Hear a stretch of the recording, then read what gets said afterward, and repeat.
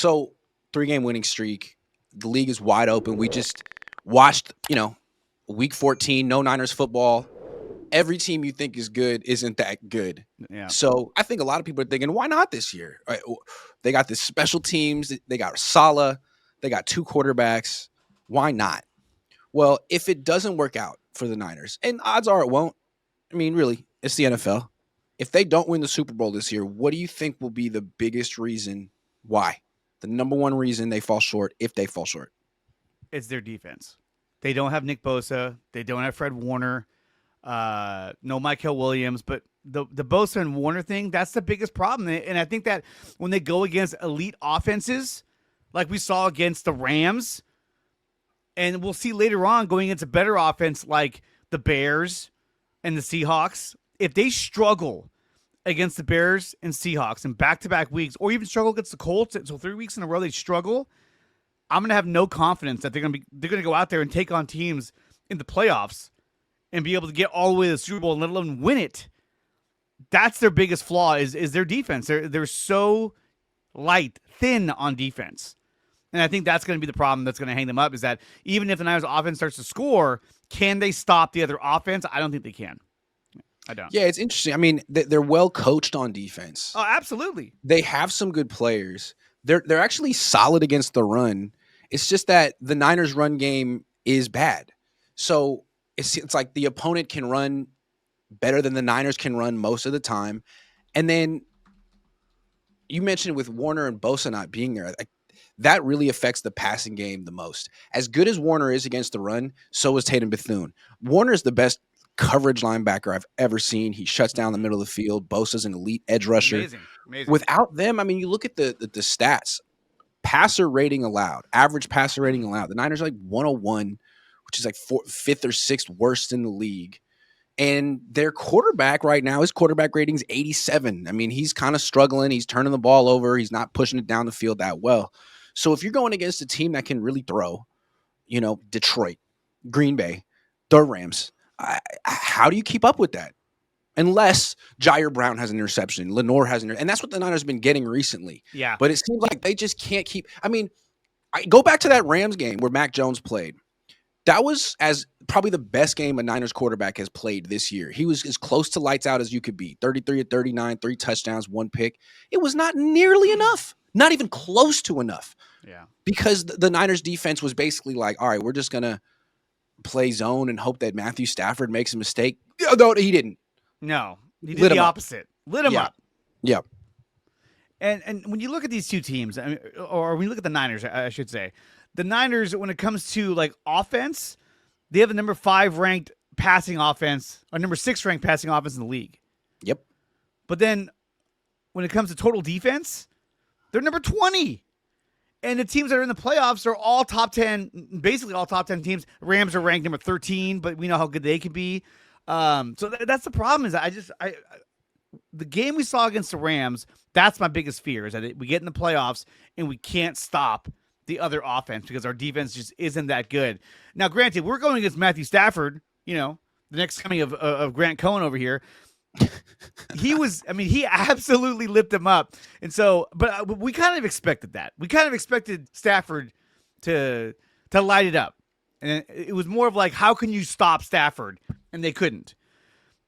Do you feel the same way about guys like Baker Mayfield, Jalen Hurts, Jordan Love, Sam Darnold? Are those guys going to light it up? I think Jordan Love could do that to the Niners if there's no pass rush. I think Darnold could do that to the Niners if there's no pass rush. Yeah. What was disconcerting about the game against the Rams is it wasn't like Devontae Adams or Puka Nacua just absolutely killed them. I mean, they were good, but yeah. I think 3 or 4 tight ends caught touchdown passes in that game. I mean, they had Luke Gifford in a blender. There were guys wide open down the field, tight ends that you don't think of, guys who aren't beating man-to-man coverage. It was like schematic wins. And Saleh had no answers. Now, a third time facing that team, I would imagine he'd have a much better game plan. But you would hope.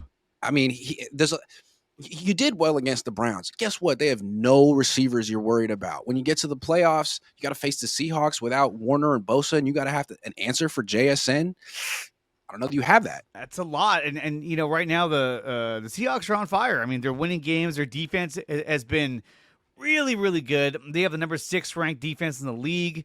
And look at, I mean, the teams that are in the top 6 in defense: the Texans, the Browns, the Broncos, the Chargers, and then Packers, Seahawks. Those are 2 teams, Packers, Seahawks, that you're probably going to have to face one of them in the playoffs. And can the Niners offense overcome a good defense, but also can the defense overcome a better offense than what we saw from either the Panthers or the Browns? And that's the big unknown. I don't. I want them to succeed, dude. Don't get me wrong, but I am not confident that they're going to do a great job defensively against some of these better teams, even against Baker Mayfield.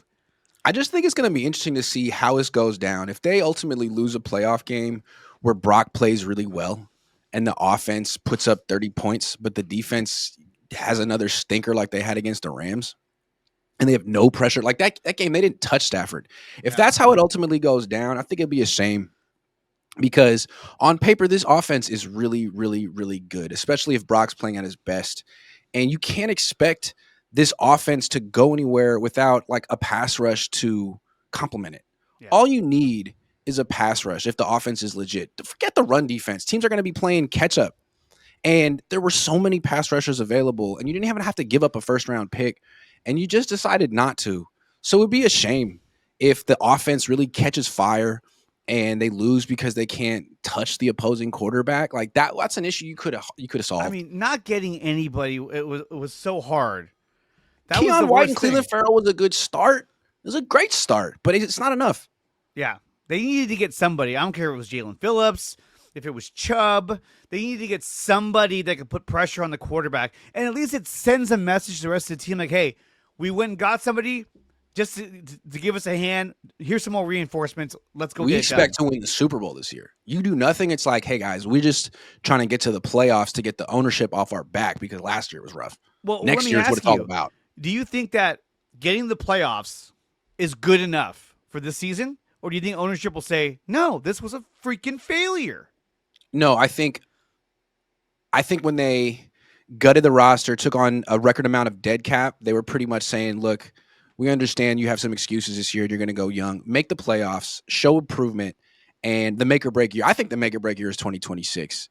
You look at the way the contracts are structured. Oh, yeah. I mean, Juszczyk won't be here in 2027. They could get out of McCaffrey in 2027. Where's Trent Williams going to be in 2027? Where's John Lynch going to be? Where's Brock Purdy going to be in 2027? I think it's all kind of building up to next year. And I think what the ownership thought was, if we're going to gut the roster this offseason, maybe give them 2 years. If we tell them, look, we're going to not sign any of the vets except for Brock, and we're going to make you fill in the roster with young players that you draft. We'll give you 2 years to draft and develop, and we'll see how it's going. And we'll assess from there. I think that would be maybe a prudent way to go about it instead of just firing them after 2024, which was a disaster. Yeah. So that's why I look. Because like, isn't that what happened with Sean McVay, right? Like they won the Super Bowl. The year after that, they went 5-12. They gutted the roster, took on a bunch of dead cap. They went 10-7, made the playoffs. I think lost in the first round. Came back the next year, went 10-7, won a playoff game. So I think that's the challenge from the Niners ownership to John and Kyle. Like, do what McVay and Snead did. They did it. They rebuilt their team in a year. Why can't you? And so far, mixed results. We'll see about this draft class, but they are 9-4. If they go to the playoffs, and that could be, they could say, look, we're right on pace with the Rams from a couple of years ago. Give us one more year. Watch where this goes. Yeah, no, this is next year is like they were saying in the chat. Next year is the last dance. Next year is, and it sucks because the Super Bowl's in Levi Stadium this year, but next year is like, hey, this is it. We're going all in. Let's get it done. And I still think that they're going to sign another pass rusher in the offseason because of the money they're recouping off from Brandon Ayuk.